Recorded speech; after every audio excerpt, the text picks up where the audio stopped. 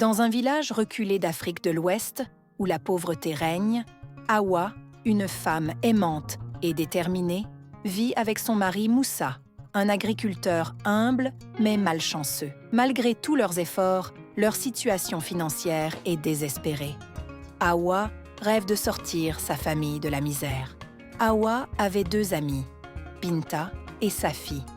Un jour, Hawa et son amie Binta découvrent avec étonnement que leur amie d'enfance, Safi, mène une vie luxueuse sans travailler depuis déjà plusieurs semaines.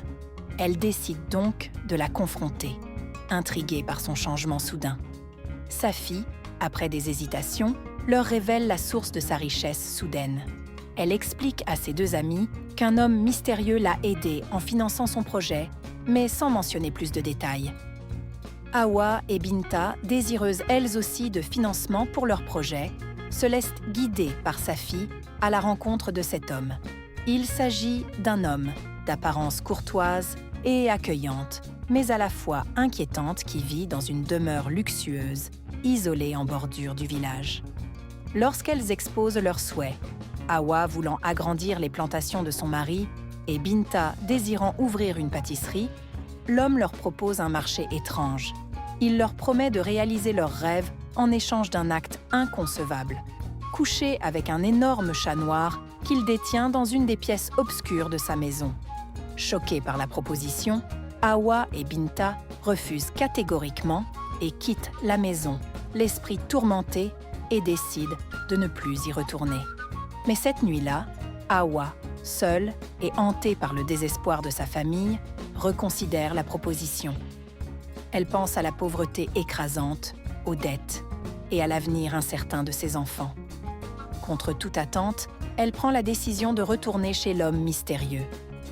Dans le secret de la nuit suivante, Hawa retourne chez l'homme, dissimulant sa visite à son mari et à son amie Binta.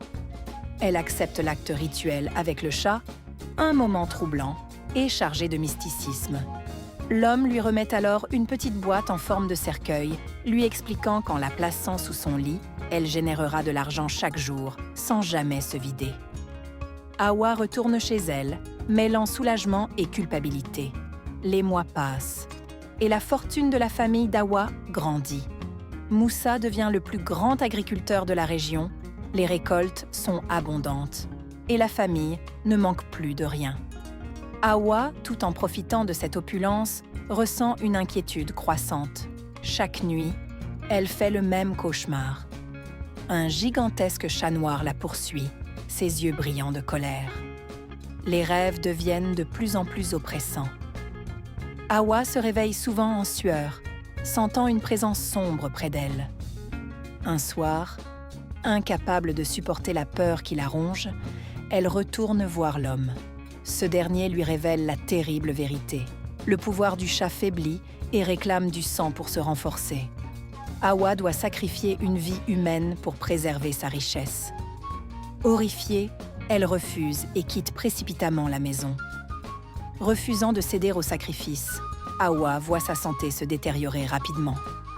Des boutons et des plaies mystérieuses recouvrent son corps. Les guérisseurs du village sont impuissants et lui conseillent de se confesser pour être guérie. Mais Hawa, rongée par la honte, cache tout à son mari et à sa famille. Les richesses de la boîte commencent à diminuer et Moussa s'inquiète, ignorant la vérité. Hawa, sentant sa fin proche, décide enfin de confier son secret à Binta. En larmes, elle avoue tout, depuis le rituel jusqu'au cauchemar. Binta, bouleversée et impuissante, ne peut qu'écouter l'histoire tragique de son amie. Hawa exprime son regret, mais il est déjà trop tard pour revenir en arrière. Alors qu'elle termine son récit, Hawa, affaiblie, rend l'âme dans les bras de Binta. Le village, abasourdi par la nouvelle, apprend la vérité. La boîte en cercueil est détruite par les anciens du village et la maison d'Hawa, désormais maudite, est abandonnée.